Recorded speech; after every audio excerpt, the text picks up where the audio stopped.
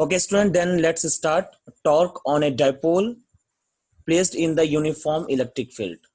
Suppose this is the electric field E vector and it is a uniform electric field, means the electric field intensity is same at every points of the field. And this is a dipole AB is placed in the electric field at an angle theta.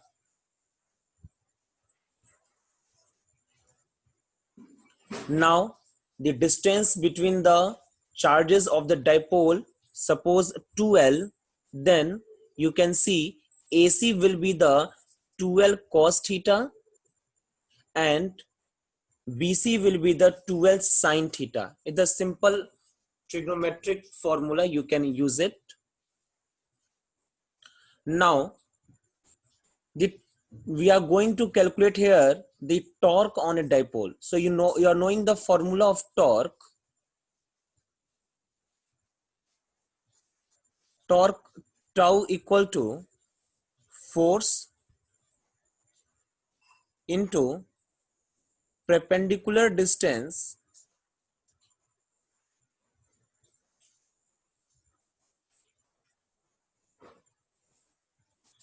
between line of action of force.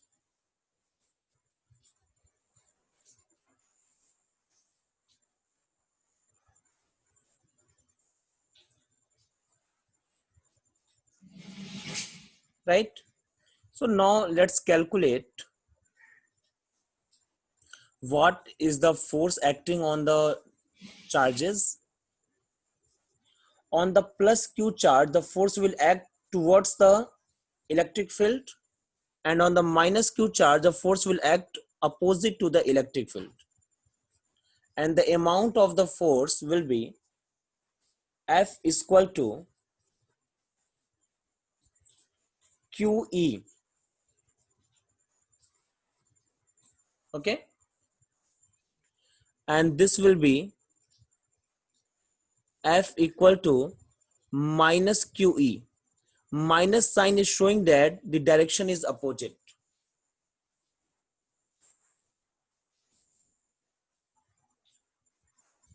Okay, so we can put this torque tau is equal to force, magnitude of force is QE, and what is the perpendicular distance between the line of action? You can see the line of action of the plus QE is this line, green arrow, and line of action of the minus Q is again the green arrow, and the distance between these two line of action is 2L sin theta. Right? So we will put here 2L sin theta. Now we can write 2QL into E sin theta. 2QL, you are knowing it. 2QL can be written as dipole moment. So we can write PE sin theta, where P is the dipole moment. This will be the magnitude of the torque acting on the dipole.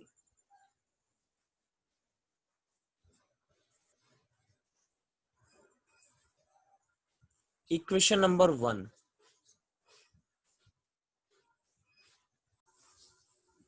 Now in vector form,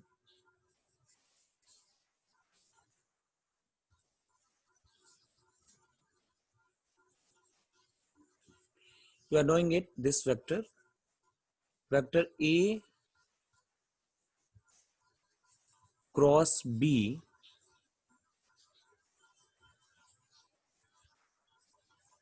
equal to AB sin theta. Or you can, if the resultant of the A cross B is the C vector, then you can write C vector is equal to AB sin theta C cap. Okay, means this sin theta will come in the cross product. So it will be converted into the cross product. Torque vector equal to P cross E.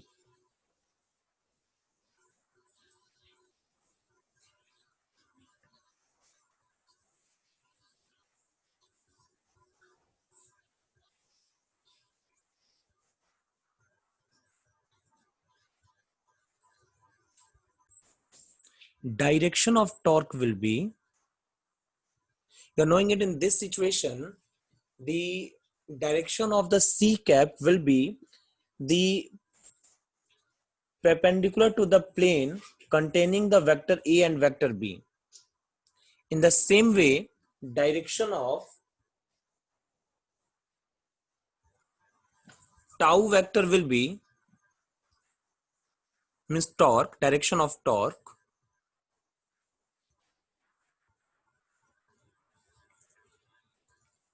listen, dipole will be minus q to plus q, this direction. Electric field is in this direction. Therefore, if you apply the right hand screw rule, then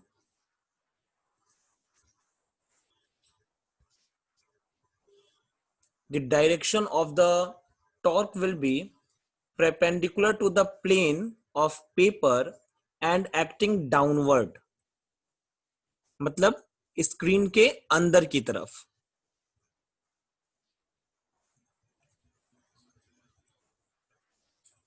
Perpendicular to plane of paper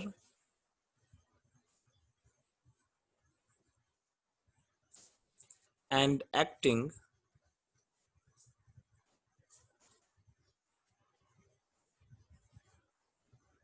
downward.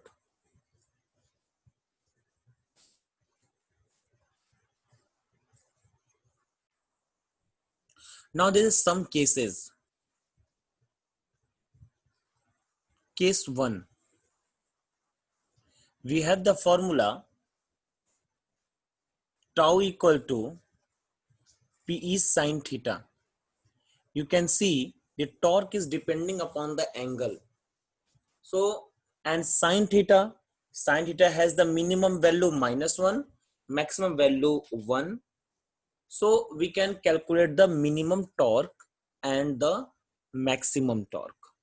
So case 1, when theta equal to 0, then sin theta will be 0.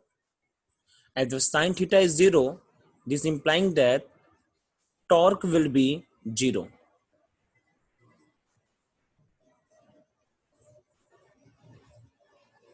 Okay, this torque 0 is showing that on the dipole there will be no any rotational motion. It means dipole will be in the equilibrium. And if the dipole is in equilibrium and when theta equal to 0, in this situation E vector will be parallel to the dipole moment vector. The E और P दोनों जो होंगे वो parallel होंगे, इसलिए theta 0 है. And this is called the stable equilibrium. Net force अगर 0 हो जाए तो उसी को तो स्टेबल, इसी को इक्विलिब्रियम बोलते हैं. और अब इक्विलिब्रियम दो टाइप का होगा, स्टेबल इक्विलिब्रियम और अनस्टेबल इक्विलिब्रियम. तो जब थीटा इक्वल टू 0 होगा तो इस टाइम पर आता है स्टेबल इक्विलिब्रियम. अच्छा, स्टेबल इक्विलिब्रियम का क्या मतलब, अभी हम लोग पूरा कंप्लीट हो जाता है तो फिर से हम लोग देखेंगे, समझेंगे इस चीज को. ये इंपॉर्टेंट है, मैं फिर से बता रहा हूं आपको, ठीक है, ये इंपॉर्टेंट चीज है.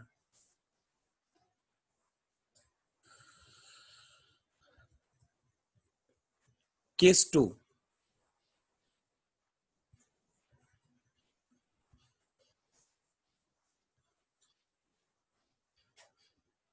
when theta equal to 90 degree, when theta equal to 90 degree, then sin theta will be 1. 1 means maximum value and if the sine theta is maximum, then torque will be also maximum, and it will be equal to PE. The maximum torque acting on the system will be PE.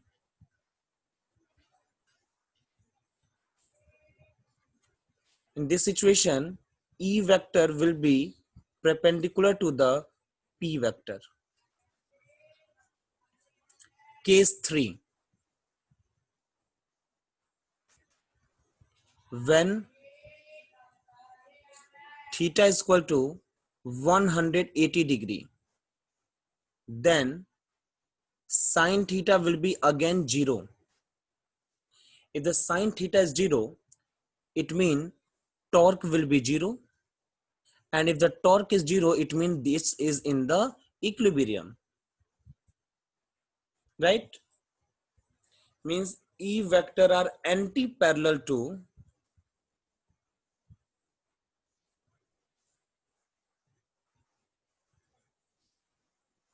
P vector. Means this is the equilibrium, right?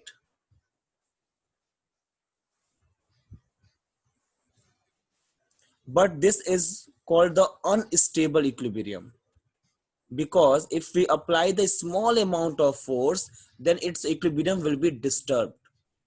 And this type of equilibrium which is disturbed on applying the small amount of force is called the unstable equilibrium. This is very important for the examination. In the examination, it's directly asked for the discuss the stable and unstable equilibrium of the dipole in the uniform electric field. Okay. Now, one more thing. Let's understand about the stable and unstable.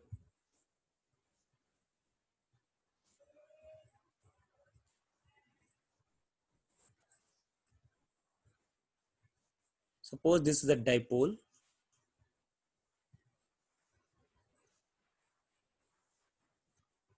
For stable and here the for unstable.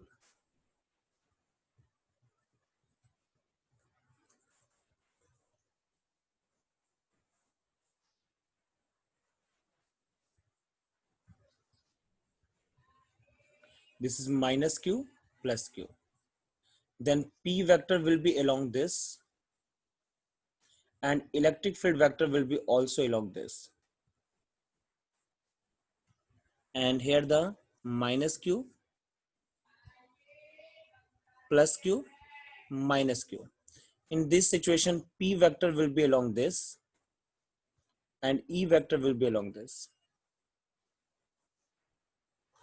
So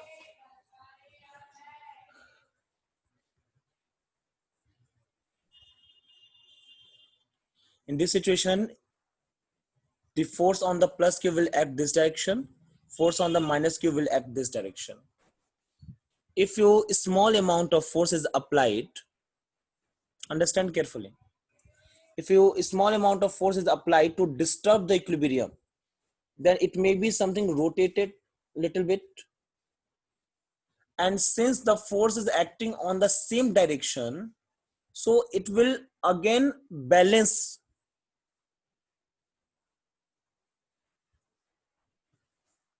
But in this situation, the plus q will act this direction and minus q will act this direction.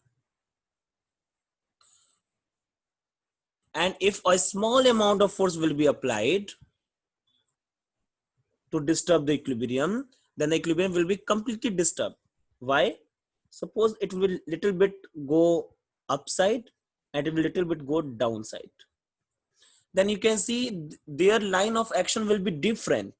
And due to the different line of action, there will be the torque, and that torque will rotate the dipole and disturb the whole equilibrium. That's why it is called the unstable equilibrium.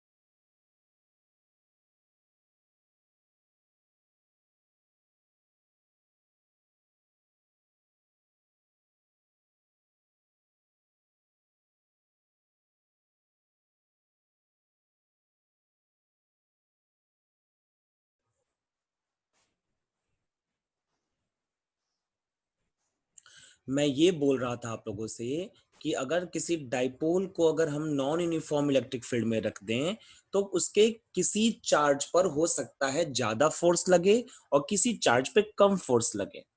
जैसे अभी मैंने dipole को रखा तो जो positive वाला plus Q का charge है वो डेंस एरिया में है जहां इलेक्ट्रिक फील्ड इंटेंसिटी ज्यादा है, इसलिए उस पर फोर्स भी ज्यादा लगेगा, और माइनस क्यू पे फोर्स कम लगेगा। तो net force on the dipole जो होगा वो होगा F vector equal to F2 vector minus F1 vector. ठीक है, इसको आप चाहें तो अपने तरीके से और भी लिख सकते हैं। जैसे यहाँ पे इलेक्ट्रिक फील्ड कुछ और होगी ना, अलग अलग इलेक्ट्रिक फील्ड होगी, तो मैं मान लेता हूँ E2 वेक्टर होगी, और यहां मैं मान लेता हूं कि E1 वेक्टर होगी। क्योंकि नॉन यूनिफॉर्म इलेक्ट्रिक फील्ड है तो हर पॉइंट पे अलग अलग होगी। ठीक है, तो आप चाहो तो इसको ऐसे भी लिख सकते हो, Q E2 vector minus Q E1 vector, या फिर आप ऐसे भी लिख सकते हो Q E2 vector minus E1 vector, that it will give the net force on the dipole.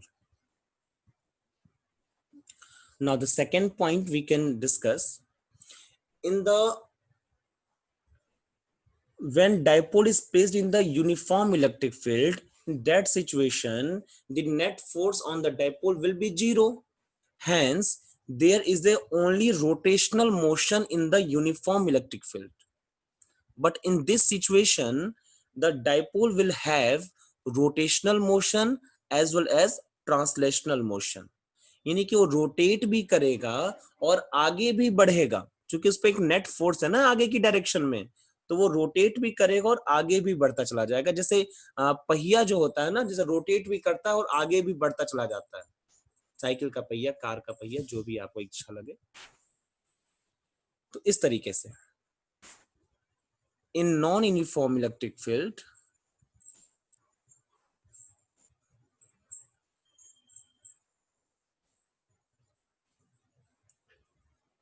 dipole will have rotational as well as translational motion.